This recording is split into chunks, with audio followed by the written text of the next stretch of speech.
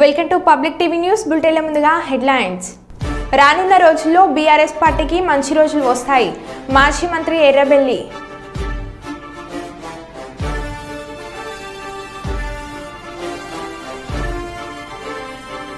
శ్రీ సోమేశ్వర ఆలయంలో తొలి ఏకాదశి పూజలు.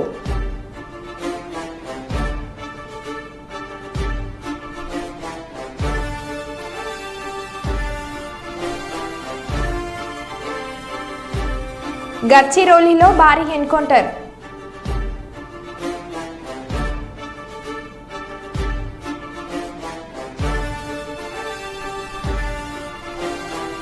కర్నూలులోని పలు ప్రాంతాల్లో మంత్రి టీజీ భరత్ ఆకస్మిక పర్యటన.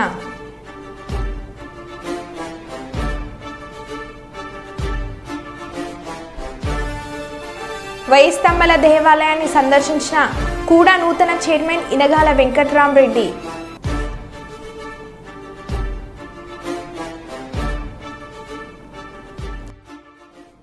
ఇక వివరాల్లోకి వెళ్తే, రామగుండం ఓపెన్ కాస్ట్ 2 ప్రాజెక్టులో మట్టి పిల్లలు కూలీ 2 కార్మికుల మృతికి కారణమైన అధికారులపై క్రిమినల్ కేసులు నమోదు చేయాలని కార్మిక సంఘాల నాయకులు డిమాండ్ చేశారు. ఈ మేరకు పెద్దపల్లి జిల్లా గోదార్కని సింగరేణి ప్రాంతీయ ఆసుపత్రిలో మృతదేహాలను పలువురు నాయకులు పరామర్శించారు. సింగరేణి డైరెక్టర్ వైవికే శ్రీనివాస్, రామగుండం ఎమ్మెల్యే రాజ్ ఠాకూర్, మక్కన్ సింగ్ గుర్తింపు సంఘం ఏఐటీయూసీ ప్రధాన కార్యదర్శి రాజ్ కుమార్, బీఆర్ఎస్ నాయకులు కౌశిక హరితో పాటు వివిధ కార్మిక సంఘాల నాయకులు పరామర్శించారు. ఈ సందర్భంగా నాయకులు మాట్లాడుతూ వర్షాలు పడుతున్నప్పటికీ అధికారులు కుట్రపూరితంగా పనులు చేయించారని ఆరోపించారు. ఇక ఈ సంఘటనకు బాధితులైన అధికారులను వెంటనే విధుల నుంచి తొలగించాలని డిమాండ్ చేశారు.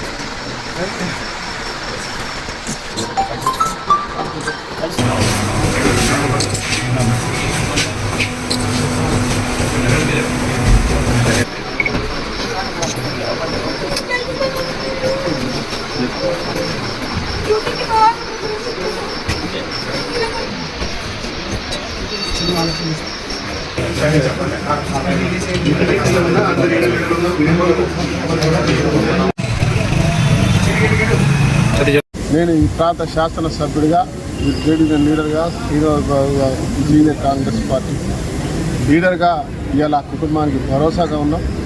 ఎవరైతే వారు అంటున్నారో వారికి రావాల్సినటువంటి ప్రతి ఒక్క సింగరేణి వ్యవస్థ ద్వారా వచ్చేటువంటి ప్రతి ఒక్క బెనిఫిట్ని వారికి ఇవ్వడం, దాంతోపాటు ఆ కుటుంబానికి ఉద్యోగాలు ఇవ్వడం, ఉద్యోగంతో పాటు వారి ఇంట్లో ఒక చిన్న బాబు కూడా ఉన్నాడు, వారి చదువు నిమిత్తం పూర్తిగా సహకారం చేయాలని చెప్పి అడగడం జరిగింది. తప్పకుండా అవన్నీ కూడా జరుగుతాయి. దాంతోపాటు ఎవరైతే ఈ నిర్లక్ష్యానికి కారణమైన అధికారులు ఉన్నారో వారిపై తగిన చర్యలు తీసుకోవాలని చెప్పి బాధితుల కుటుంబాలు చెప్తామని, తప్పకుండా మేమందరం కూడా సంబంధిత సీఎండీ గారితో మాట్లాడి దానిపై పూర్తి పర్యవేక్షించి కఠినమైన చర్యలు తీసుకుంటాం. ఇంకా భవిష్యత్తులో మళ్ళీ ఇలాంటి దుర్ఘటన జరగకుండా జాగ్రత్తలు తీసుకోవాల్సిన అవసరం. కేవలం వర్కర్లు పనిచేస్తే యాజమాన్యం నువ్వు చేయిపో అని హుకుం జారీ చేసే పరిస్థితి వచ్చింది.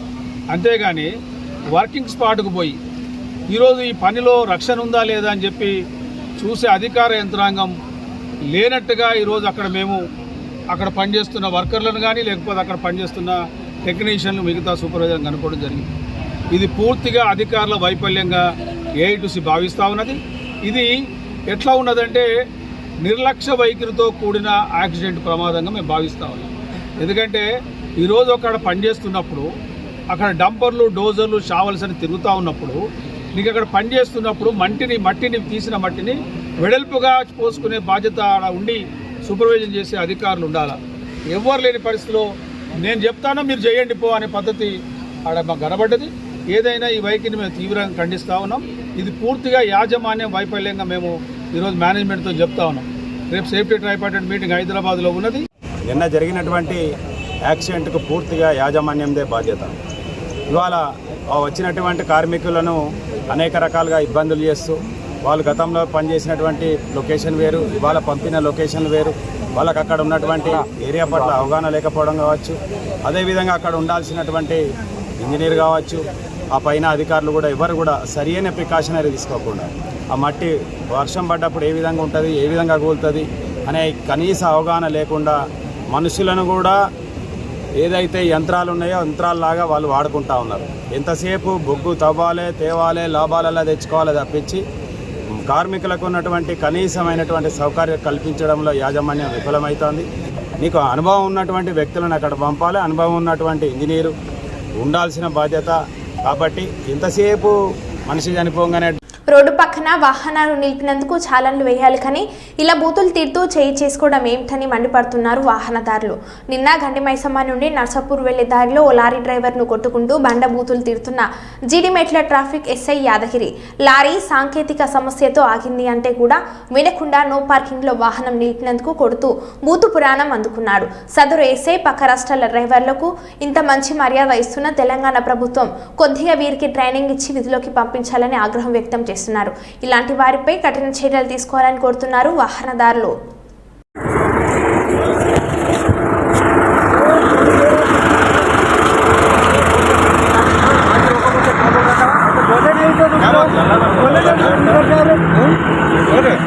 अरे इस गाड़ी में लेके एयर को भिजा दो मार के कौन सा देश है मार के कहीं का मार के लोड़े हाथ पे लगा था जोरी के लोड़े तेरी जनती की तेरी माँ की छोड़ दे दो मार के लोड़े क्या समझ रहा मार के लोड़े अब बोले आप देने रुके कि नहीं रुके गाड़ी किधर रोक रहा है मार के लोड़े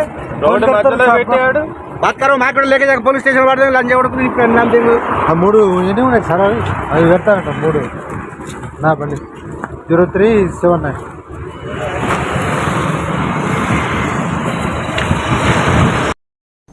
మహబూబాద్ జిల్లా కేంద్రంలోని హౌసింగ్ బోర్డు కాలనీలో ఎమ్మెల్సీ తక్కలపల్లి రవీంద్రరావు తన సొంత నిధులతో పలు అభివృద్ధి పనులకు శంకుస్థాపన చేశారు. అనంతరం మొక్కలు నాటారు. ఈ సందర్భంగా ఏర్పాటు చేసిన మీడియా సమావేశంలో ఆయన మాట్లాడుతూ కవి దాశరథి కృష్ణమాచార్యులు 100వ పుట్టినరోజు సందర్భంగా కవి గాయకుడు ఎమ్మెల్సీ దేశపతి శ్రీనివాస్ విజ్ఞప్తి మేరకు దాశరథి కృష్ణమాచార్యులు స్వగ్రామమైన చిన్నగూడూరులో శత జయంతి ఉత్సవాలను నిర్వహిస్తున్నామని ఆయన తెలిపారు. ఈ నెల 22వ తేదీన దాశరథి విగ్రహానికి పూలమాలలు వేసి అక్కడి నుండి మహబూబాద్ జిల్లా కేంద్రంలోని SVM ఫంక్షన్ వరకు బైక్ ర్యాలీ చేపట్టడం జరుగుతుందని ఆయన తెలిపారు.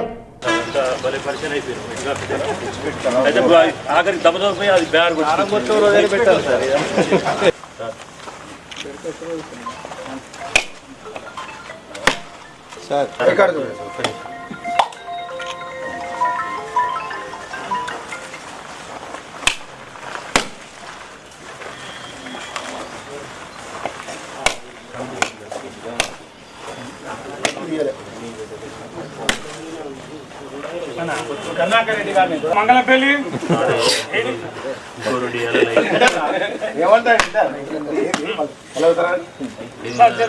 ఇంకో లైట్ మాకు ఇవ్వాలి, రోడ్డు ఒకటి ఇవ్వాలి, కాలువ మురికాలు పెట్టేది ఉంది, నర్సిరెడ్డి ఇంటికి కంచుతారు ఒక్కటి మురికాలు బాగున్నాయి. గత పాలకుల నిర్లక్ష్యం హౌసింగ్ బోర్డు పోసిన కానీ అట్లే ఉంది సార్. ఇంతవరకు ఏది కాలేదు, ఇప్పుడే స్టార్ట్ అవుతుంది సార్ మీతోటే. ఇక చెప్పాలంటే కదా ఇట్లా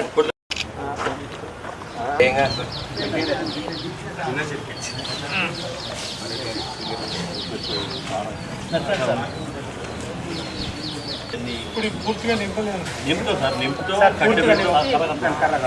ఏమైందంటే కొంచెం నీళ్ళు పోయింది సార్. అది చూడండి సార్.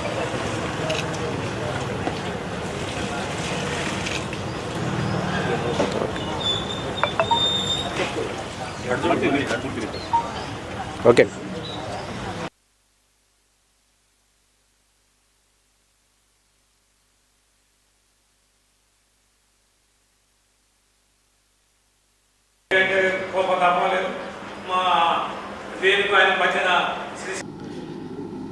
ఈ నెల 22వ తారీఖు సోమవారం రోజు ఒక గొప్ప ప్రతిష్టాత్మకమైనటువంటి ఒక రోజు. అది మైబాద్ జిల్లా వాసి చిన్నగూడూరు గ్రామస్తులు నిజాం వ్యతిరేకంగా పోరాటం చేసిన మహాయోధుడు, కవి, రచయిత స్వర్గీయ దాశరథి గారి 100వ శత జయంతి, 100వ అంటే 99 పుట్టినరోజు పూర్తయి 100వ సంవత్సరంలోకి అడుగు పెడుతున్న రోజు. శత జయంతి ఉత్సవాలు చేయాలని గౌరవనీయులు దేశపతి శ్రీనివాస్ గారు, కవి, గాయకులు, ఎమ్మెల్సీ గారు వారి విజ్ఞప్తి మేరకి కార్యక్రమాలు మేము ప్రారంభిస్తున్నాం.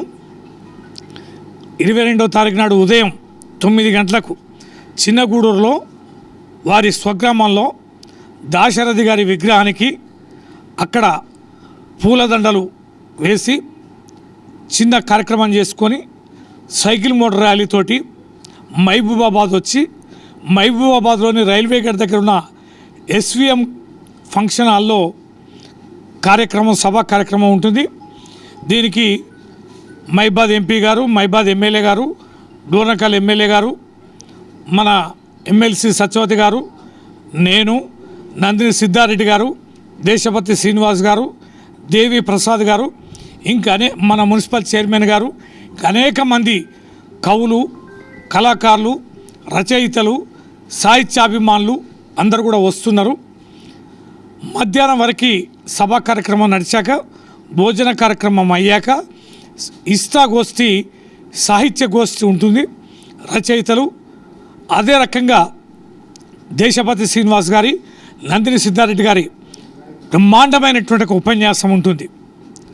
పద్యాలు, కవితలు, దాశరథి గారి సాహిత్యం పైన, వారు రచించిన పాటలపైన, వారు రచించిన పద్యాలపైన, గేయాలపైన అనేక రకాలుగా సాహిత్య గోష్ఠి ఉంటుంది.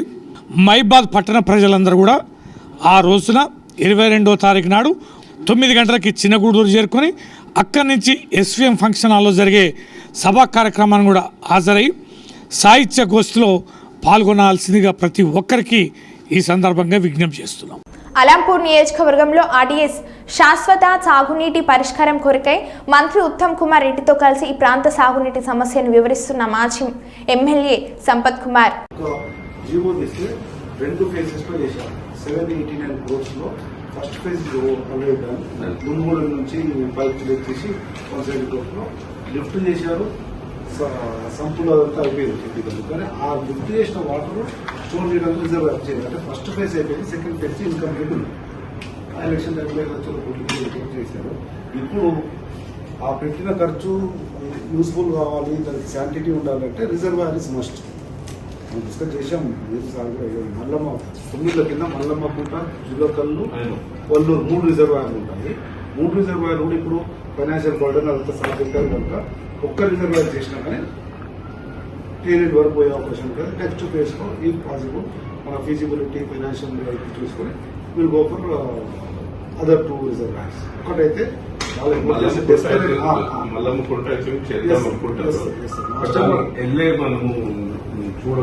ఎల్ఏ చేశారు. ఎల్ఏది కూడా సార్ అంటే పొలిటికల్ ఎల్ఏలో 508 acres ఉంది.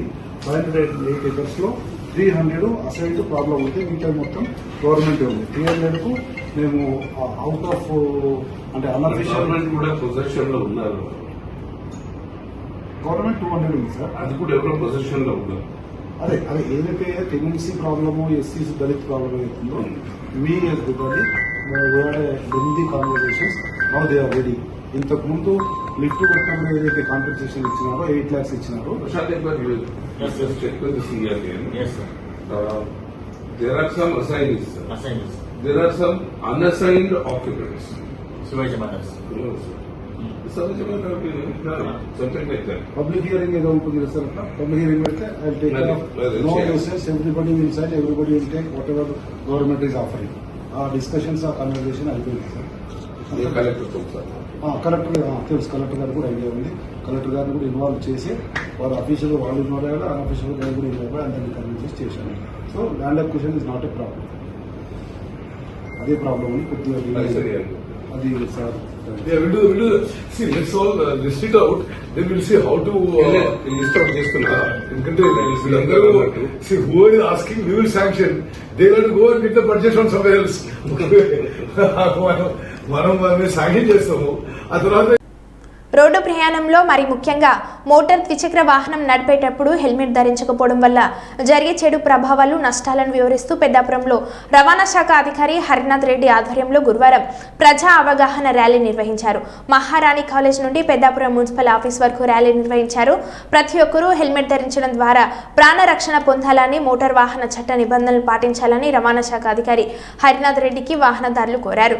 పెద్దాపురం సిఐ రవికుమార్, మానవ హక్కుల సంఘం జిల్లా అధ్యక్షులు అప్పలకొండ ఇన్స్పెక్టర్లు, వాహనదారులు ఈ ర్యాలీలో పాల్గొన్నారు.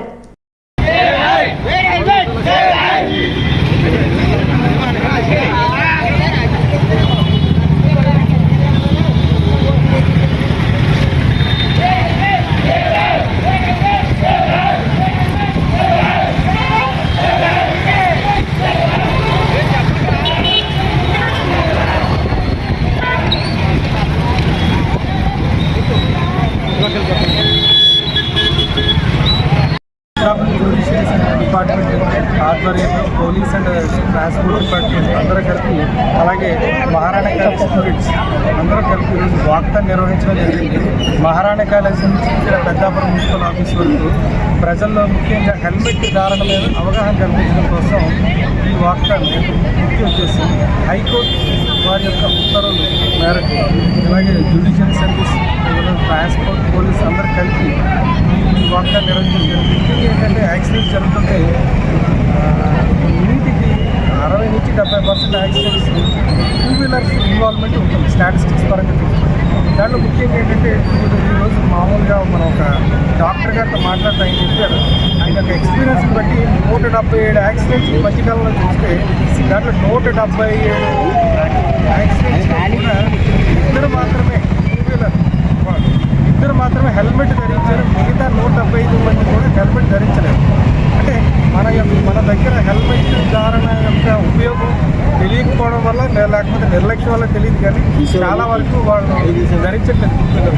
చట్ట ప్రకారం ఏం చెప్తుందంటే వాళ్ళు rider two wheeler rider as well as వెనకాల నుంచి ఇద్దరు కూడా ధరించాలి కంపల్సరీ. ఇద్దరు ధరించిన రోజునే ఏదైనా జరగకూడదు యాక్సిడెంట్ చెప్పి రాదు. ఏది కూడా ఏదైనా జరగకూడదు జరిగినప్పుడు వాళ్ళకి ప్రాణాలు ముఖ్యంగా ఏంటంటే హెడ్ ఇంజరీ అయితే మాత్రం వితిన్ గోల్డెన్ అవర్లో మనం హాస్పిటల్ షిఫ్ట్ చేసినా కూడా వాళ్ళని బ్రతికించడం చాలా కష్టం అని మెడికల్ సర్వీస్ వాళ్ళు అలాగే చెప్తారు. కాబట్టి ఏంటంటే హెడ్ ఒకటి మాత్రం ప్రొటెక్టివ్ అయితే యాక్సిడెంట్స్లో మిగతా ఏ భాగాలన్నా కూడా ట్రాన్స్ప్లాంటేషన్ అన్నా సర్జరీ చేసి వితిన్ గోల్డెన్ అవర్లో మన దగ్గరికి వస్తే మేము చేయగలమని వాళ్ళు చెప్తారు. ఈ యొక్క హెల్మెట్ ధారణ యొక్క ఉపయోగం ప్రజల్లోకి వెళ్ళాలనే అవగాహనతో ఈ యొక్క కార్యక్రమాలు చేపట్టడం జరుగుతుంది. ఈ నెలాఖరు వరకు రకరకాల విభిన్న కార్యక్రమాలు చేసి పెద్దాపురం జిల్లా అంతా కూడా ప్రజల్లో అవగాహన కల్పించాలని ఇటువంటి వినూత్న కార్యక్రమం చేపట్టడం జరుగుతుంది. దీని అందరూ సహకరించినందుకు ప్రతి ఒక్కరికి ధన్యవాదాలు. Thank you. ఇల్లందు సింగరేణి పరిధి వర్షాల కారణంగా తరచు బొగ్గు ఉత్పత్తికి అంతరాయం. ఇల్లందు ఓపెన్ కాస్ట్ కాలపరిమితి ముగిసేందుకు రాగా ప్రధానంగా బొగ్గు ఉత్పత్తి జరిగే టేకులపల్లి మండలం కోయగూడెం ఉపరితల గనిలో ఇటీవల కురుస్తున్న వర్షాలకు బొగ్గు ఉత్పత్తికి అంతరాయం కలుగుతుంది. రోజుకు 9,000 టన్నుల బొగ్గు ఉత్పత్తికి 40,000 క్యూబిక్ మీటర్ల మట్టి వేలికతీత పనులు జరుగుతుండగా వర్షం కారణంగా పాక్షికంగా పనులు జరుగుతుండటంతో బొగ్గు ఉత్పత్తి, మట్టి వేలికితీత పనులు మందగించే ఉత్పత్తి తగ్గింది.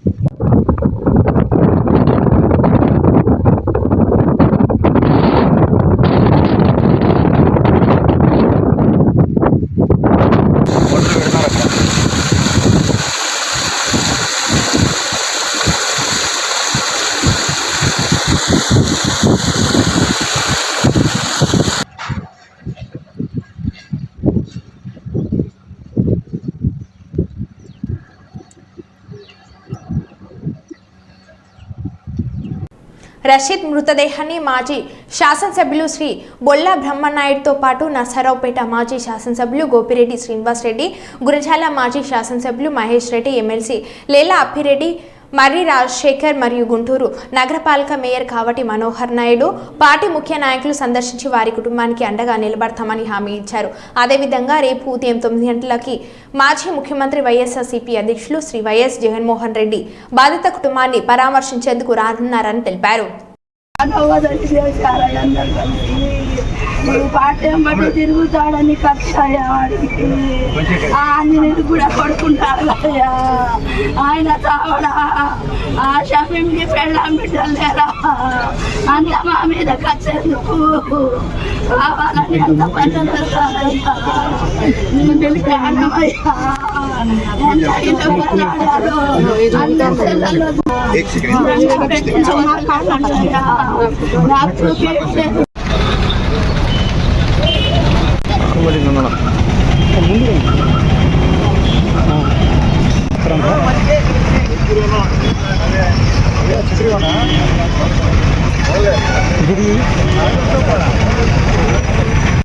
మన ఊరు మనబడి కార్యక్రమం కింద పాఠశాలలో జరుగుతున్న అభివృద్ధి పనులను కలెక్టర్ పి ప్రావీణ్య పరిశీలించారు. పాఠశాలలోని తరగతి గదులు చేపట్టిన విద్యుత్, టాయిలెట్స్ నిర్మాణ పనులను కలెక్టర్ పరిశీలించి ఇంకేమైనా పనులు ఉంటే వాటిని త్వరితగతిన పూర్తి చేయాలని అన్నారు. అభివృద్ధి పనుల పరిశీలన అనంతరం కలెక్టర్ పాఠశాల విద్యార్థులతో మాట్లాడారు. ఏకరూప దుస్తులు, పాఠ్య పుస్తకాలు అందరికీ అందాయి అని విద్యార్థులను అడిగి తెలుసుకున్నారు. పాఠశాల ఆవరణలో ఉన్న మీడితొట్టివాడ అంగన్వాడీ కేంద్రాన్ని కలెక్టర్ సందర్శించారు. అంగన్వాడీ కేంద్రం గురించిన వివరాలను అక్కడ సిబ్బందిని అడిగి కలెక్టర్ తెలుసుకున్నారు. ఏమైనా సమస్యలు ఉంటే తమ దృష్టికి తీసుకురావాలని సూచించారు.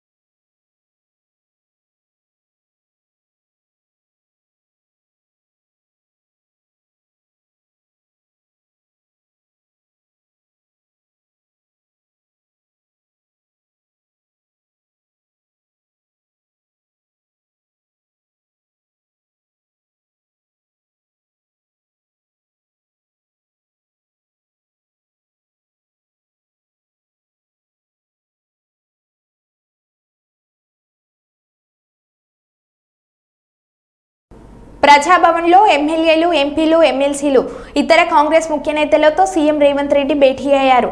3 విడతలుగా రుణమాఫీ చేయడంపై సుదీర్ఘంగా చర్చించారు.